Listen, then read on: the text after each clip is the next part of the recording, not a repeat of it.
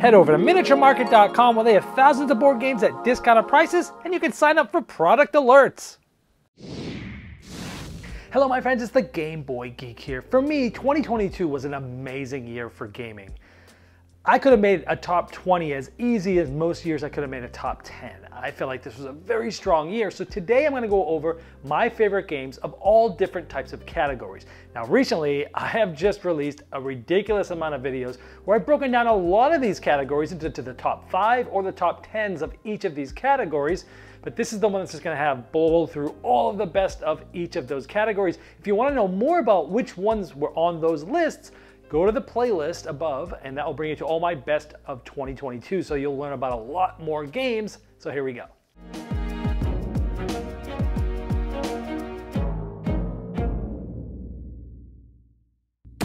Number 10. This is a game that I got a chance to play at Gen Con in a prototype, and when it came in I was super excited. I've reviewed it, I've done a lot of things. It is co-designed by my favorite designer, Bruno Cathala, teamed up with the original designer Marc Andre to create Splendor Duel. Splendor itself is a great game and it works really well with 2 players. This is a game that is so good, I won't ever play Splendor 2-player anymore. I'm only playing Splendor Duel because it is so good. They did not overly complicate things, but they added a very interesting, abstract way to get your gems. So now you have another level of depth to look at things and go, oh, I want these 3, or I want these 2, and those other 2 are next to each other, I might be able to get those next. They've also added another resource now, pearls, which changes things. There's only 2 of them. You can hog them, stopping another player from getting those cards.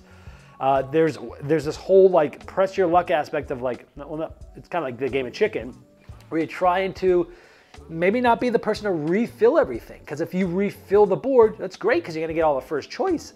But the other player gets a privilege which allows them at any time take any 1 gem off the board. You got that. So there's a lot of splendor involved. Cards now have special abilities. So you might get a card and go, oh, I get another turn. Just like in 7 Wonders Duel that Bruno Cathala co-designed. There's also nobles that you can get, but they also get you points and or abilities. So you're doing that as well.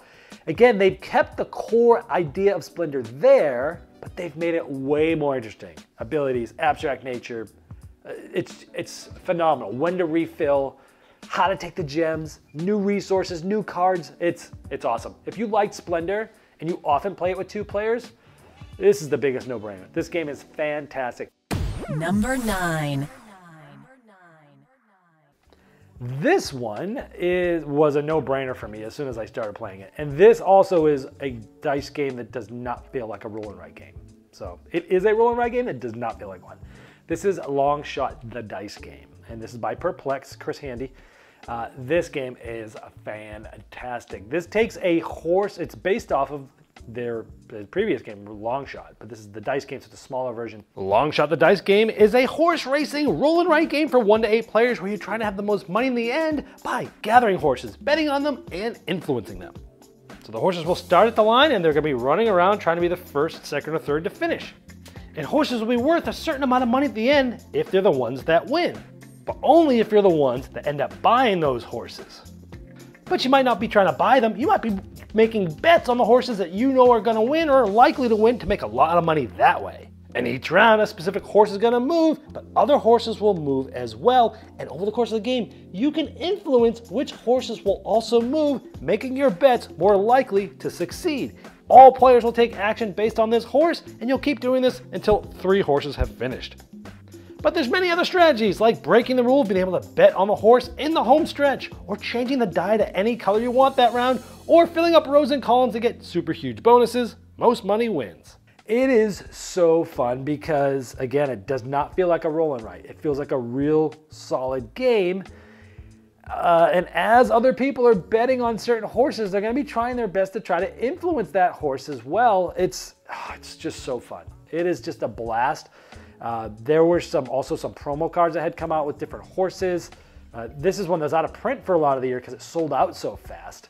But if you're looking for a roll and write game that does not feel like a roll and write game, but yet you want to have the aspect of like the excitement of horse racing, but you know, the thinkiness of a roll and write, but also some betting and a little bit of press your luck and a little bit of forward sight, this thing's awesome. The production's great. You got dry erase boards and markers. The horses look cool. The artwork's awesome on the cards, manipulating those special abilities. This is definitely a special one, a long shot in the dice game. Number 8. And this is a game that was out many years ago, actually. And it was redone in both artwork and mechanisms and a lot of things in this. This is Libertalia, Winds of Galecrest from Stonemaier Games. Libertalia, Winds of Galecrest is a tactical card game for 1 to 6 players where you'll be using different character cards and their abilities to gain doubloons, which will turn into points in your treasure chest. Players start with exactly the same cards and will play them secretly and then put them in order low to high. And certain abilities are going to resolve, like the Brute beating up the top person, which is the cook, they're gone. And going high to low, those characters are going to be able to draft different loot for that day. With some of them giving you lots of money at the end of the round if you still have it, other ones allowing you to affect other players like discarding another player from that island. You can also play on a stormy side of the board that has much more meaner abilities. But you can even customize those to your group's liking by using these tiles as well, playing with the slightly nicer abilities even on the meaner board. Some abilities might gain you things like doubloons at the end of each turn, and some might get you some things at the end of the voyage, which is at the round. Of course, these will as well. You're trying to convert these doubloons into points and have the most points at the end of the game, at the end of 3 voyages. I loved the original Libertalia. I loved it. It had like this, Pirates of the Caribbean looking theme. It was just sort of a little darkish, but it was awesome.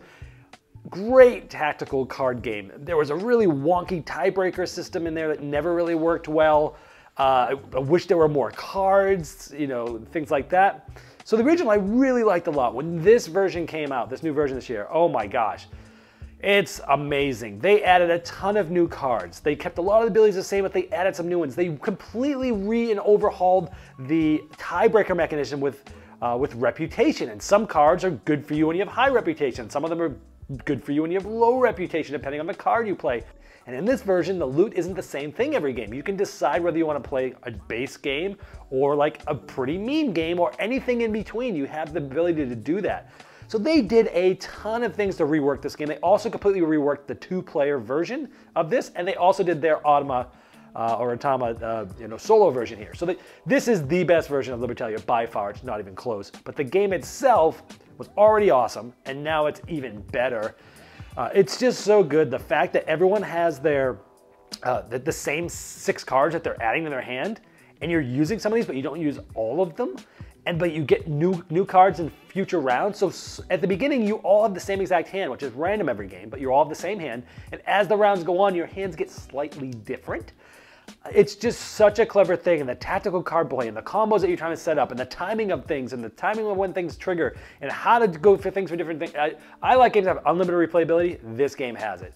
Fantastic tactical card game that is made way better than it used to be. Libertalia, Winds of Galecrest. Number 7. This next one is a game about trees. It's beautiful, and it's called Evergreen.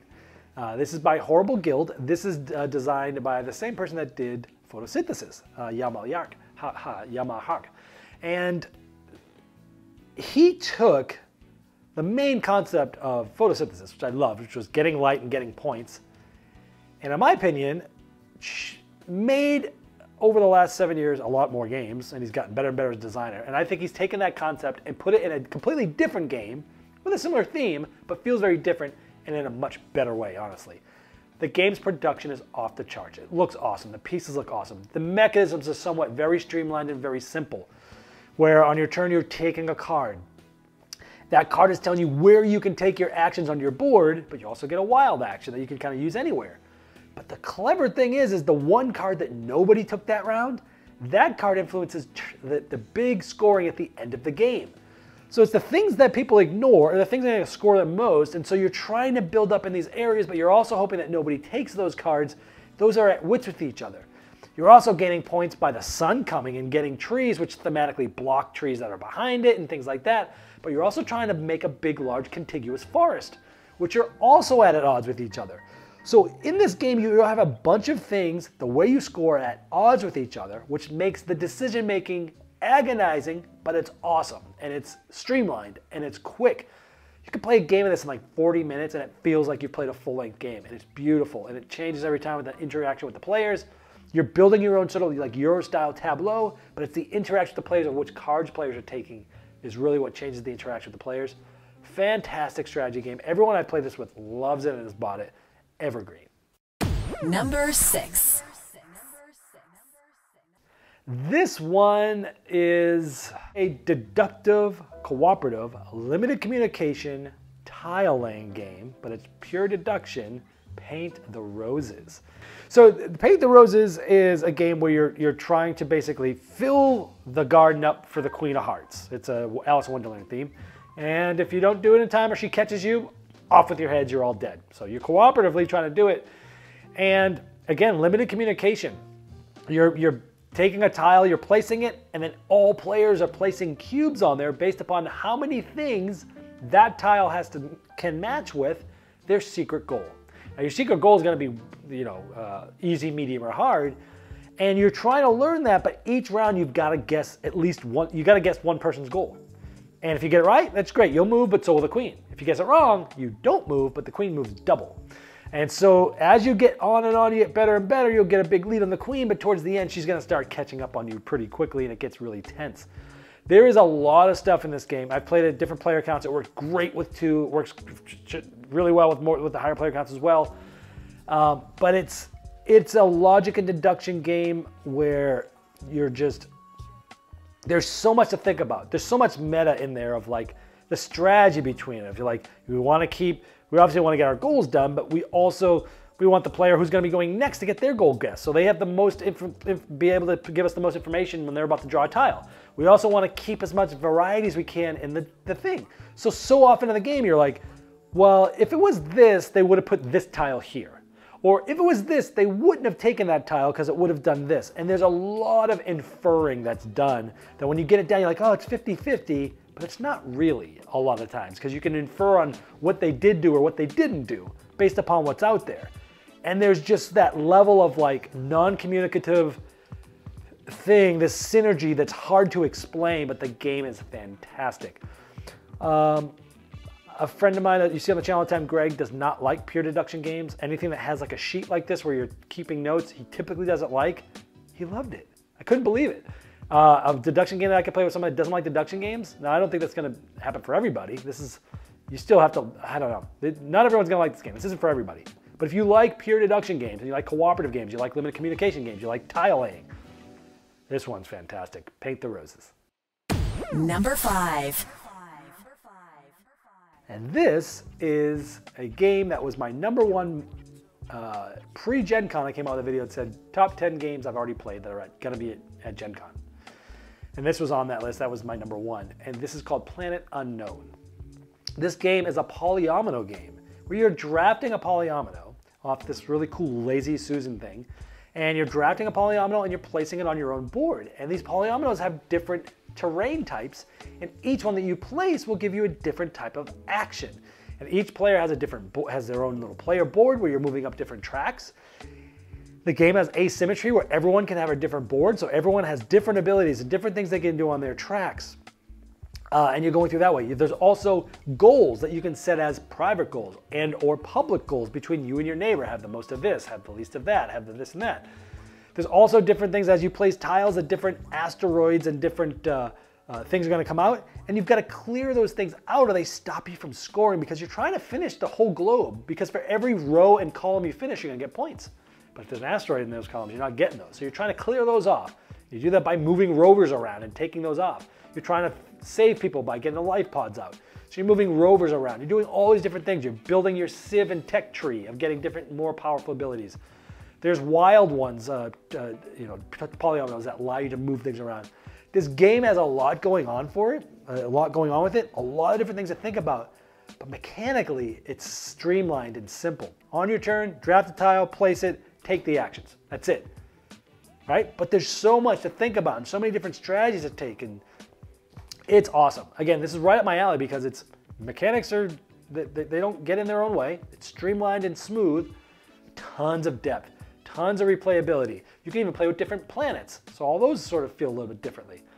It's fantastic. You just got all these different things all over the place that you could do. Tons of replayability, asymmetry, polyomino. If you like polyomino style games, this may have eclipsed Barren Park as my favorite one. I don't know that yet. I think I still have to play this one more, but it is that good. Planet Unknown. Number 4. Now this one was brought to me directly from Richard Garfield, actually. He contacted me and said, hey, I've been involved with this game. I think it's really special. Want to take a look at it? I was like, yeah, sure. It showed up and it was, small little tuck box. I'm like, okay. And it took me a while to get to it because I was just busy and it's just like, whatever. I was just so busy at the time. But I finally got around to playing it and man, am I glad I did. This game, I am gonna get hate in these comments. And I must say, this is co-designed by Richard Garfield. The designers of the game, from what I gather from what Richard told me, had the game sort of well designed, and they asked Richard what he thought, and Richard sort of helped tune the game and do things like this. But his name's on it, so I'm gonna go ahead and say it. This is my favorite Richard Garfield game. Yes, Magic the Gathering people are going to be burning me a hole in my head with lasers. Mindbug is a dueling card game co-designed by Richard Garfield where you're trying to play cards to deplete your opponent's life to 0.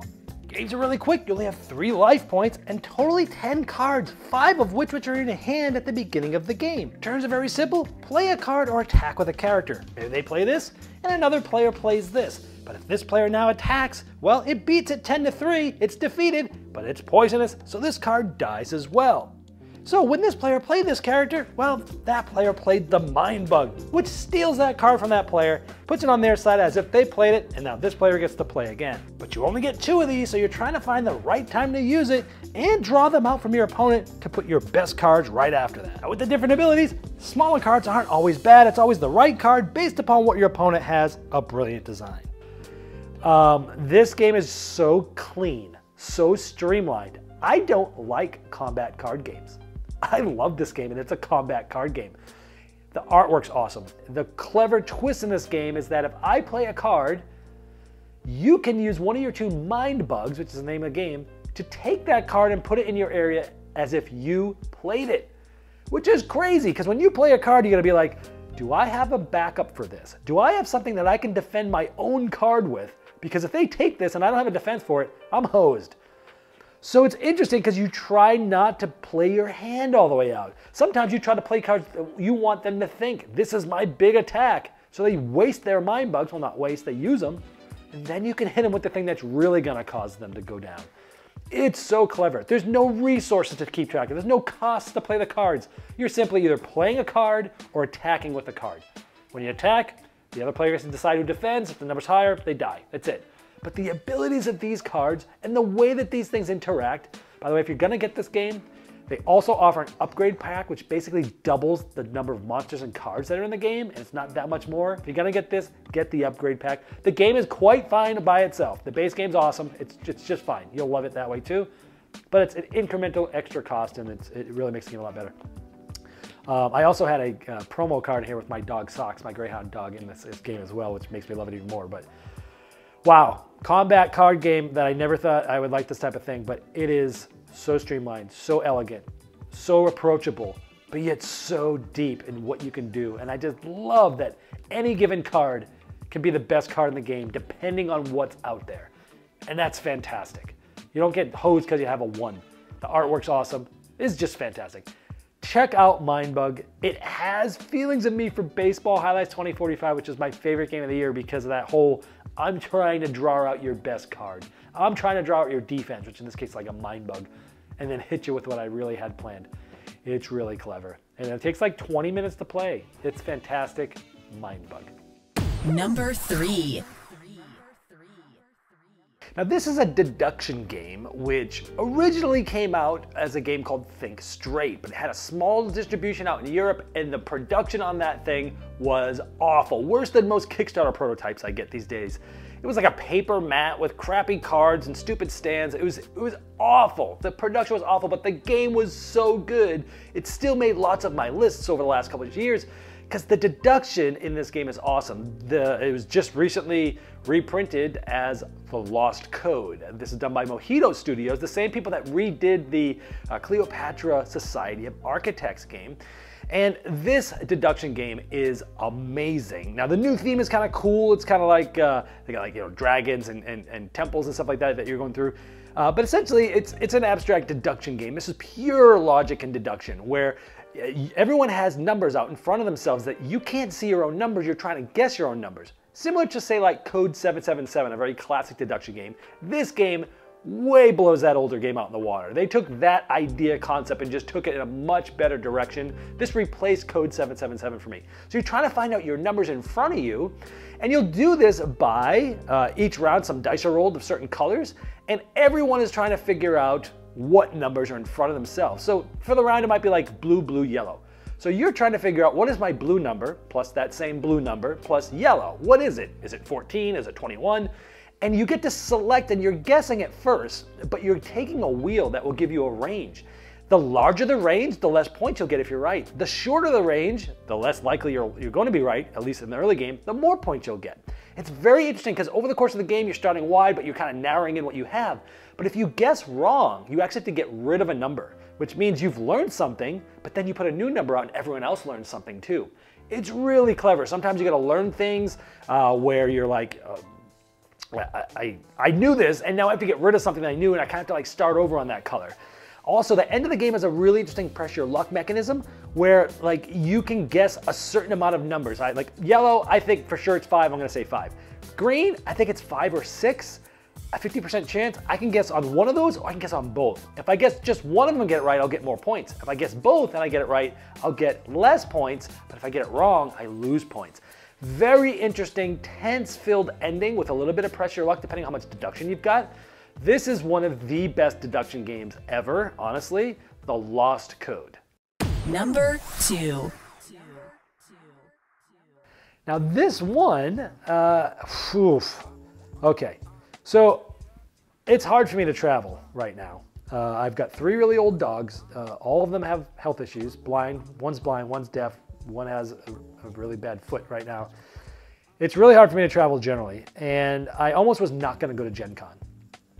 And the week before Gen Con, I started looking through the preview list, and I saw this game, Ready, Set, Bet, from John D. Clare and AEG, and I looked into it and I went, oh my gosh, this game looks like it's going to be like a cross between Panic on Wall Street and like Camel Up, you know? And I'm like, wow, this looks like it's going to be amazing. And I was like, hey, contact AEG. I was like, this is going to be there. I was like, well, we're going to have a press event. You'll be able to see it and play. We don't know if we'll have any copies there. And that alone made me book my ticket to Gen Con. And it's a big deal for me to travel, and it's very expensive.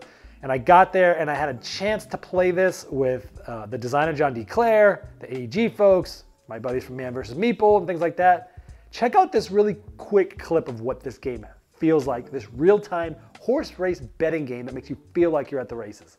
Oh, there's a snake eyes moving along. There's another 9 in the second place. Come on, 9. 10 advancing. Yes, 10. There's another 9. No.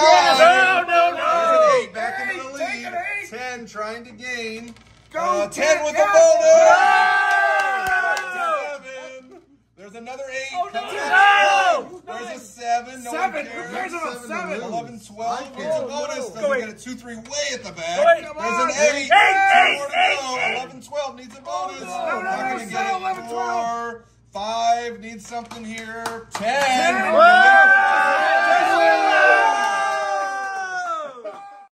From watching that, you will know whether you're absolutely gonna love this game or it's not for you. There is no medium ground with this game. You're gonna love it or you're gonna hate it. And almost everybody I played this with, and I have played this with a ton of people, all love it. It is an experience like none other. It is a game that is just, I can see myself playing this forever. It's so good. The fact that you can play a very basic game with no prop bets, no special VIP abilities, no special endings, and just teach people the basic game. But if you're playing with gamers and you add those prop bets and you add the VIP special abilities, you add the special end game bets, There is so much going on, so much thinking going on in real time. You're trying to calculate all these things in your head, but you got to do it fast because other people might take the spot you want. There's pressure there. There's a lot of yelling and screaming like you just saw, people yelling at the horses. It creates an experience like no other game does. Panic on Wall Street did this too, but this just is more fun. It really has not replaced Panic on Wall Street because I like the aspect of the negotiation of that. But from an experience standpoint, I can't think of another game that does what this game does. And on top of all that, I love running the game. I love being the announcer. I've even come up with horse names that have to do with the numbers and make it all fun. Now the rules have a way that you could bet as the house. It's not as fun. But with the app that they released, I can run the game with the app, put a laptop or an iPad up there, and have the thing rolling the dice and playing music like in between. But then I can mute the announcer and I can announce. So now I can announce the game. I don't have to worry about the rolling. I can just announce it and I can bet like a normal player. So you have a lot of flexibility with this game. It's fantastic. It's unbelievable. If you like party games, again, by watching that video, you should know if this game is for you. This is a very special game that is gonna be around for decades in my collection. And I'll probably be playing it forever because it's just so fun. Ready, set, bet. Number 1. Now before we get to the headliner for this video, I wanted to let you know that if you like my content, you can now get exclusive content as I just launched a Patreon campaign where you can see my first impressions on games days or weeks before the reviews, or even tons of games that never do get a featured review. You can vote on which games I'm going to review, watch me open packages from publishers as I guess what's in there, and you'll get access to my videos and an audio podcast of those videos a day before they go public. And if this sounds interesting to you, you can enjoy this exclusive content all while supporting me and the channel at patreon.com/GameBoyGeek. All right, number 1 game of the year for me was a pretty obvious one when it came out, and I played it. I mean, even the instant I played it the first time, I was like, whoa. And after playing it over and over, I realized that this game is so special. I think this game is a once-in-a-decade style game, where a game comes out and just hits you so hard that you're like, I'm gonna be playing this for the rest of my life. And on top of that, you put outrageous, ridiculous production values. And here we have Foundations of Rome, which I will give you a 1-minute overview of how it's played.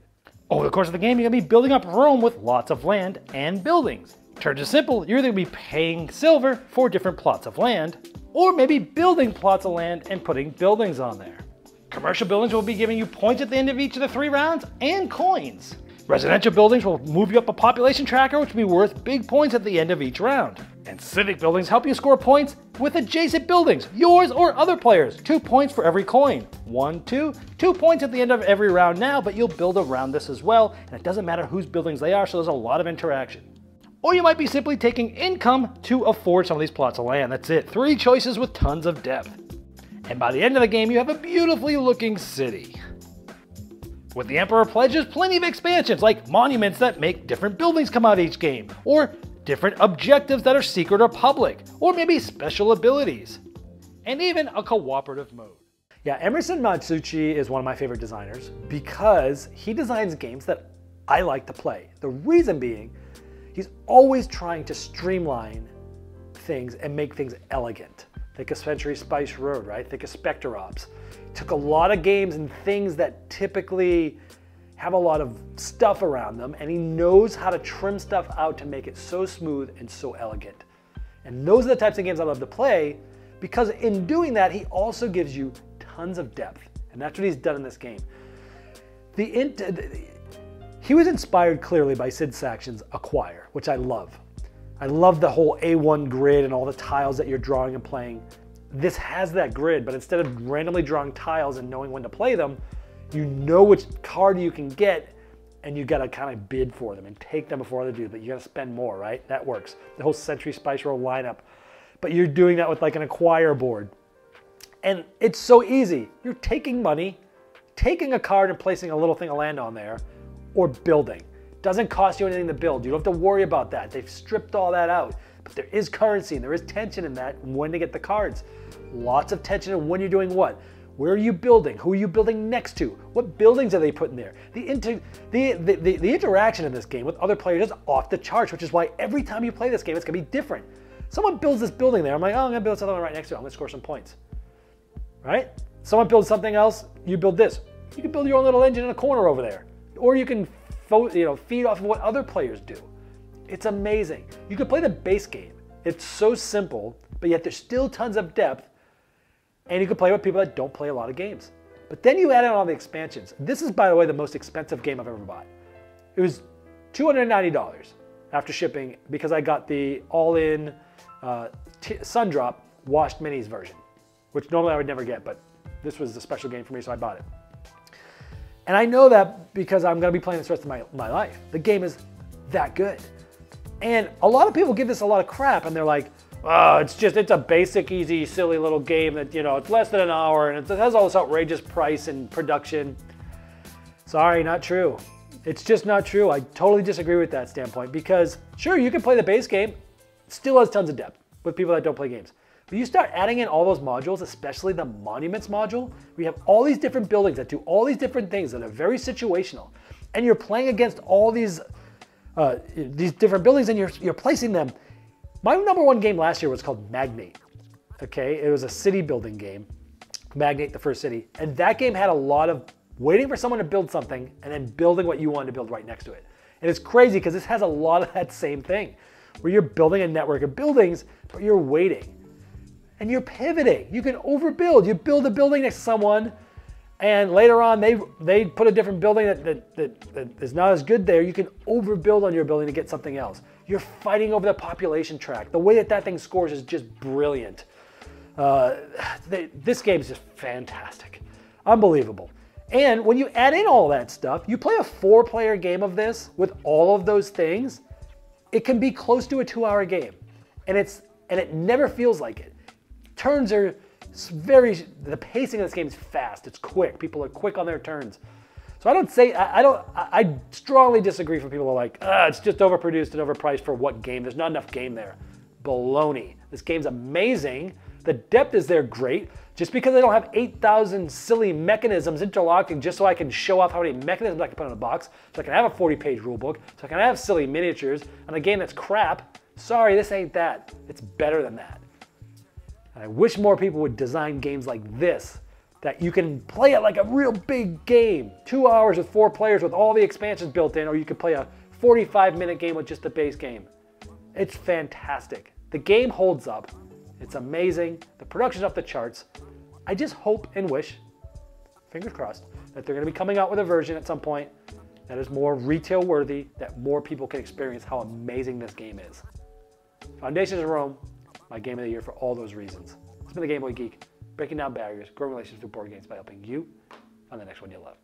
Game Toppers not only transforms your existing table to a high-quality gaming solution, they now offer full leg kits and dining cover solutions for the full table application. Paired with their amazing, thematic, premium stitch edge mats from noted board game artists like Vincent Dutray, collapsible cup holders, and really cool accessories, it's a complete system that upgrades every game you play. Go to GameToppersLLC.com or click the link below to late pledge for their latest Game Topper 3.5 Kickstarter campaign.